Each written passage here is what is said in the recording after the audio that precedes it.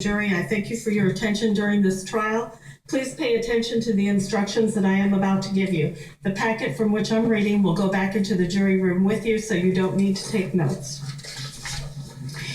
George Zimmerman, the defendant in this case, has been accused of the crime of second-degree murder. In this case, George Zimmerman is accused of second-degree murder, a killing that is excusable or was committed by the use of justifiable deadly force is lawful. If you find Trayvon Martin was killed by George Zimmerman, you will then need to consider the circumstances surrounding the killing in deciding if the killing was murder in the second degree or was manslaughter, or whether the killing was excusable or resulted from justifiable use of deadly force. The killing of a human being is justifiable and lawful if necessarily done while resisting an attempt to murder or commit a felony upon George Zimmerman, or to commit a felony in any dwelling house in which George Zimmerman was at the time of the attempted killing. The killing of a human being is excusable and therefore lawful under any one of the following three circumstances. 1, when the killing is committed by accident and misfortune in doing any lawful act by lawful means with usual ordinary caution and without any unlawful intent. Or 2, when the killing occurs by accident and misfortune in the heat of passion upon any sudden and sufficient provocation. Or 3, when the killing is committed by accident and misfortune resulting from a sudden combat, if a dangerous weapon is not used and the attempted killing is not done in a cruel and unusual manner. Dangerous weapon is any weapon that, taking into account the manner in which it is used, is likely to produce death or great bodily harm.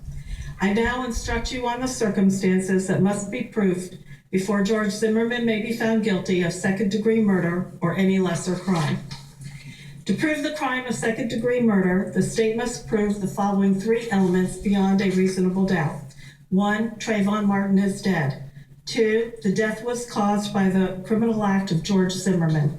3, there was an unlawful killing of Trayvon Martin by an act eminently dangerous to another and demonstrating a depraved mind without regard for human life.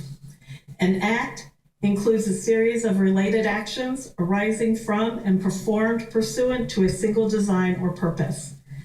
An act is eminently dangerous to another and demonstrating a depraved mind if it is an act or a series of acts that a person of ordinary judgment would know is reasonably certain to kill or do serious bodily injury to another and is done from ill will, hatred, spite, or evil intent, and is of such a nature that the act itself indicates an indifference to human life. In order to convict of second-degree murder, it is not necessary for the state to prove George Zimmerman had an intent to cause death. If you find that George Zimmerman committed second-degree murder, and you also find beyond a reasonable doubt that during the commission of the crime he discharged a firearm, and in doing so caused great bodily harm to or the death of Trayvon Martin, you should find George Zimmerman guilty of second-degree murder with discharge of a firearm causing great bodily harm or death. If you find that George Zimmerman committed second-degree murder, and you also find beyond a reasonable doubt that during the commission of the crime he discharged a firearm, you should find George Zimmerman guilty of second-degree murder with discharge of a firearm.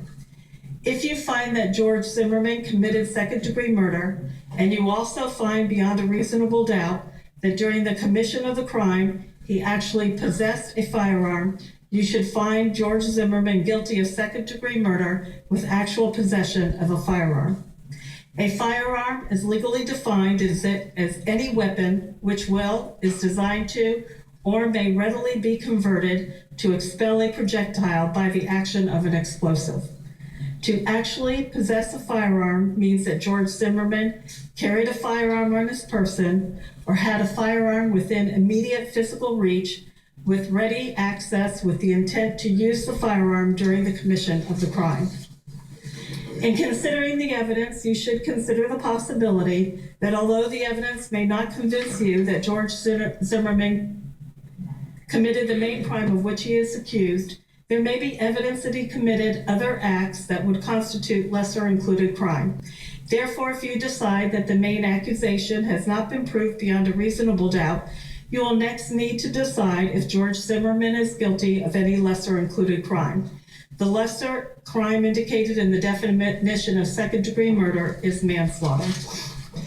The killing of a human being is justifiable and lawful if necessarily done while resisting an attempt to murder or commit a felony upon George Zimmerman, or to commit a felony in any dwelling house in which George Zimmerman was at the time of the attempted killing.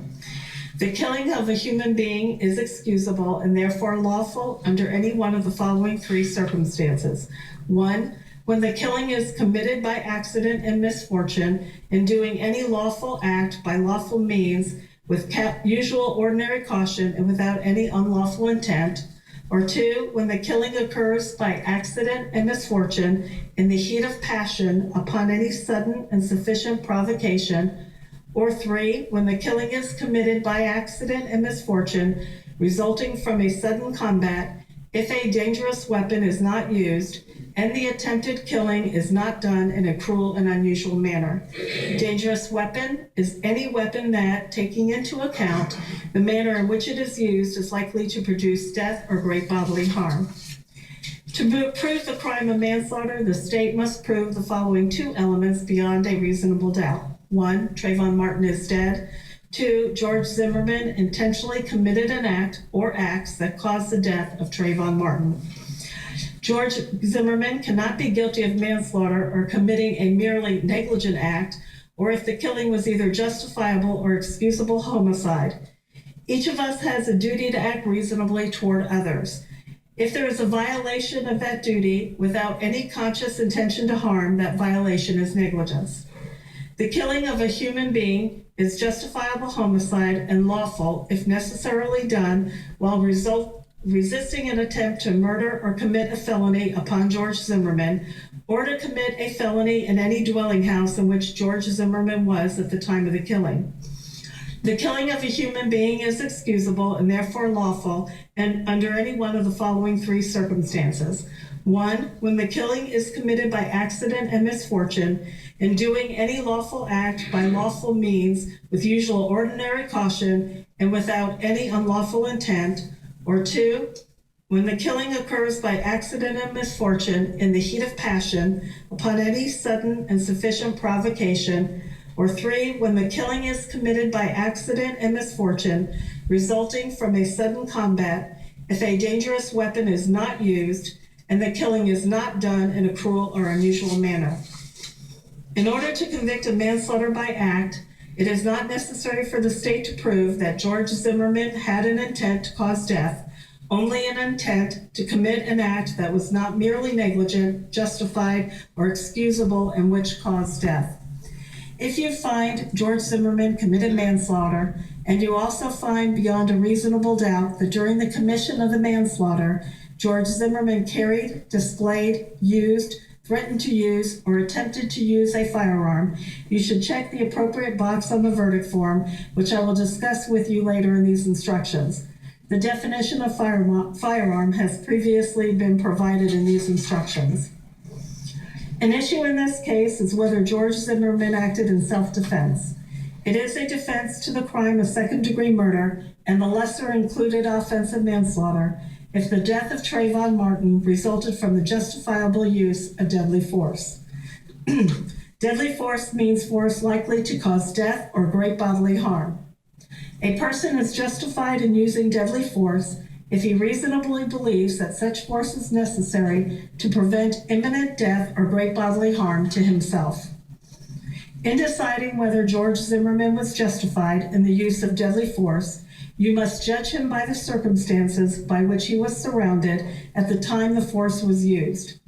The danger facing George Zimmerman need not have been actual. However, to justify the use of deadly force, the appearance of danger must have been so real that a reasonably cautious and prudent person under the same circumstances would have believed that the danger could be avoided only through the use of that force. Based upon appearances, George Zimmerman must have actually believed that the danger was real. If George Zimmerman was not engaged in an unlawful activity and was attacked in any place where he had a right to be, He had no duty to retreat and had the right to stand his ground and meet force with force, including deadly force, if he reasonably believed that it was necessary to do so to prevent death or great bodily harm to himself or another, or to prevent the commission of a forcible felony. In considering the issue of self-defense, you may take into account the relative physical abilities and capabilities of George Zimmerman and Trayvon Martin. In your consideration of the issue of self-defense, you have a reasonable doubt on the question of whether George Zimmerman was justified in the use of deadly force. You should find George Zimmerman not guilty. If, however, from the evidence you are convinced beyond a reasonable doubt that George Zimmerman was not justified in the use of deadly force, you should find him guilty if all the elements of the charge have been proved. George Zimmerman has entered a plea of not guilty. This means you must presume or believe George Zimmerman is innocent. The presumption stays with George Zimmerman as to each material allegation in the information through each stage of the trial, unless it has been overcome by the evidence to the exclusion of and beyond a reasonable doubt. To overcome George Zimmerman's presumption of innocence, the state has the burden of proving the crime with which George Zimmerman is charged was committed, and George Zimmerman is the person who committed the crime. George Zimmerman is not required to present evidence or prove anything. Whenever the words reasonable doubt are used, you must consider the following. A reasonable doubt is not a mere possible doubt, a speculative, imaginary, or forced doubt. Such a doubt should not influence you to return a verdict of not guilty if you have an abiding conviction of guilt.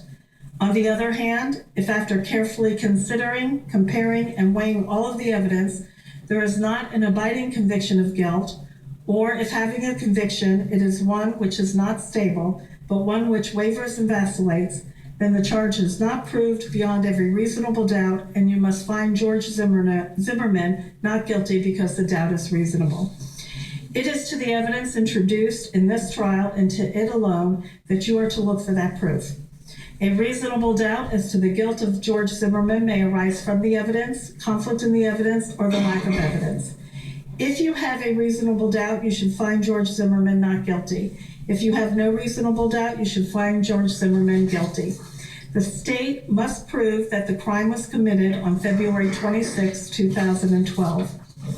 It must be proved only to a reasonable certainty that the alleged crime was committed in Seminole County. It is up to you to decide which evidence is reliable. You should use your common sense in deciding which is the best evidence and which evidence should not be relied upon in considering your verdict. You may find some of the evidence not reliable or less reliable than other evidence. You should consider how the witnesses acted as well as what they said. Some things you should consider are: did the witness seem to have an opportunity to see and know the things about which the witness testified? Did the witness seem to have an accurate memory? Was the witness honest and straightforward in answering the attorney's questions? Did the witness have some interest in how the case should be decided? Does the witness's testimony agree with the other testimony and other evidence in the case? Did the witness at some other time make a statement that is inconsistent with the testimony he or she gave in court? It is entirely proper for a lawyer to talk to a witness about what testimony the witness would give if called to the courtroom. The witness should not be discredited by talking to a lawyer about his or her testimony. You may rely upon your own conclusion about the witness.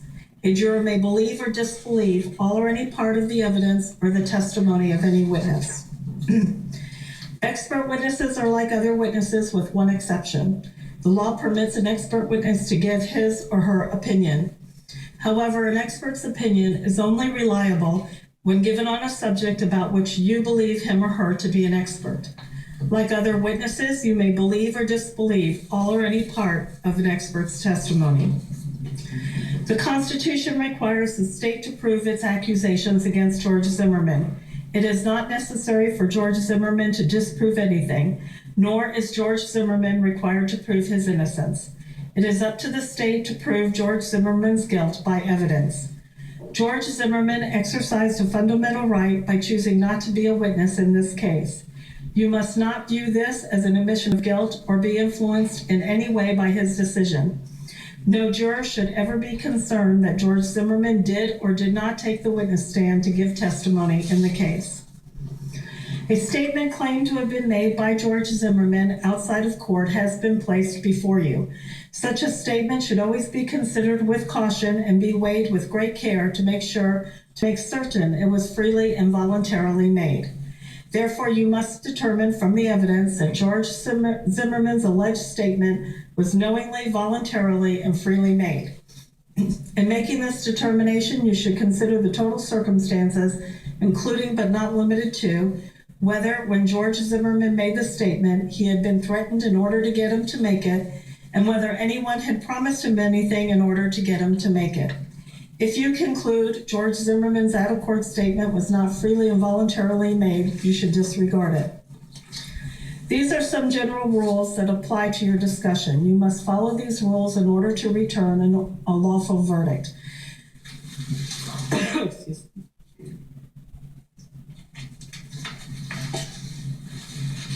You must follow the law as it is set out in these instructions.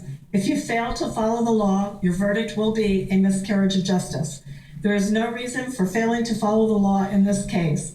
All of us are depending upon you to make a wise and legal decision in this matter.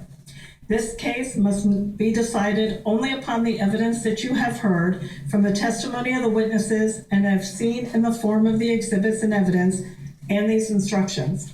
This case must not be decided for or against anyone because you feel sorry for anyone or are angry at anyone. Remember, the lawyers are not on trial. Your feelings about them should not influence your decision in this case. Your duty is to determine if George Zimmerman has been proven guilty or not in accord with the law. It is the judge's job to determine a proper sentence if George Zimmerman is found guilty. Whatever verdict you render must be unanimous. That is, each juror must agree to the same verdict. Your verdict should not be influenced by feelings of prejudice, bias, or sympathy. Your verdict must be based on the evidence and on the law contained in these instructions. During this trial, I have permitted you to take notes. You will be allowed to take those notes into the jury room during deliberations. You are instructed that your notes are a tool to aid in your individual memory. You should not compare your notes with those of other jurors in determining the content of any testimony or in evaluating the importance of any evidence. Notes are for the note-taker's personal use in refreshing his or her recollection of the evidence. They are not evidence. Above all, your memory should be your greatest asset in your recollection of the evidence. Deciding a verdict is exclusively your job. I cannot participate in that decision in any way. Please disregard anything I may have said or done that made you think I preferred one verdict over another. You may find George Zimmerman guilty as charged in the information, or guilty of such lesser included crime as the evidence may justify, or not guilty. If you return a verdict of guilty, it should be for the highest offense which has been proven beyond a reasonable doubt. If you find that no offense has been proven beyond a reasonable doubt, then of course your verdict must be not guilty. Only one verdict may be returned as to the crime charged. This verdict must be unanimous. That is, all of you must agree to the same verdict. The verdict must be in writing, and for your convenience, the necessary form of verdict has been prepared for you. It is as follows. It reads at the top: in the Circuit Court of the 18th Judicial Circuit in and for Seminole County, Florida, case number 2012 CF 1083A, State of Florida versus George Zimmerman. Verdict. Under the word verdict, there are 3 lines. Next to the first line, it reads, "We, the jury, find George Zimmerman guilty of murder in the second degree as charged in the information." Next to the second line, it reads, "We, the jury, find George Zimmerman guilty of manslaughter, a lesser included offense." Next to the third line, it reads, "We, the jury, find George Zimmerman not guilty." You're to place an X on the line that reflects your verdict. Under that, it says special findings. If you find George Zimmerman guilty of murder in the second degree, you must choose one of the following. There are 4 lines. Next to the first line, it reads, "We find that George Zimmerman discharged a firearm, causing death or great bodily harm to another during the commission of this offense." Next to the second line, it reads, We find that George Zimmerman discharged a firearm without causing death or great bodily harm to another during the commission of the offense. Next to the third line, it reads, we find that George Zimmerman actually possessed but did not discharge a firearm during the commission of the offense. Next to the fourth line, it reads, we find that George Zimmerman did not actually possess or discharge a firearm during the commission of the offense. If you find George Zimmerman guilty of manslaughter, you must choose one of the following. There are two lines. Next to the first line, it reads, we find that George Zimmerman carried, displayed, used, threatened to use, or attempted to use a firearm during the commission of the offense. Next to the second line, it reads, we find that George Zimmerman did not carry, display, use, threaten to use, or attempt to use a firearm during the commission of the offense. You're to put an X by the appropriate line if you so find. So say we all, a line for the foreperson to sign and to date. In just a few moments, you will be taken to the jury room by the court deputy. The first thing that you should do is choose a foreperson who will preside over your deliberations. The foreperson should see to it that your discussions are carried on in an organized way and that everyone has a fair chance to be heard. It is also the foreperson's job to sign and date the verdict form when all of you have agreed on a verdict and to bring the verdict form back to the courtroom when you return. During deliberations, jurors must communicate about the case only with one another and only when all jurors are present in the jury room. You are not to communicate with any person outside the jury about this case. Until you have reached a verdict, you must not talk about this case in person or through the telephone, writing, or electronic communication, such as a blog, Twitter, email, text message, or any other means. Do not contact anyone to assist you during deliberations. These communication rules apply until I discharge you at the end of the case. If you become aware of any violation of these instructions or any other instruction I have given in this case, you must tell me by giving a note to the court deputy. If you need to communicate with me, send a note through the court deputy signed by the foreperson. If you have questions, I will talk with the attorneys before I answer, so it may take some time. You may continue your deliberations while you wait for my answer. I will answer any questions, if I can, in writing or orally here in open court. Your verdict finding George Zimmerman either guilty or not guilty must be unanimous. The verdict must be the verdict of each juror as well as the jury as a whole. During the trial, items were received into evidence as exhibits. You may examine whatever exhibits you think will help you in your deliberations. These exhibits will be sent into the jury room with you when you begin to deliberate. In closing, let me remind you that it is important that you follow the law spelled out in these instructions in deciding your verdict. There are no other laws that apply to this case. Even if you do not like the laws that must be applied, you must use them. For 2 centuries, we have lived by the Constitution and the law. No juror has the right to violate rules we all share. At this time, if all of you will please take your notes with you and follow Deputy Jarvis back into the jury room.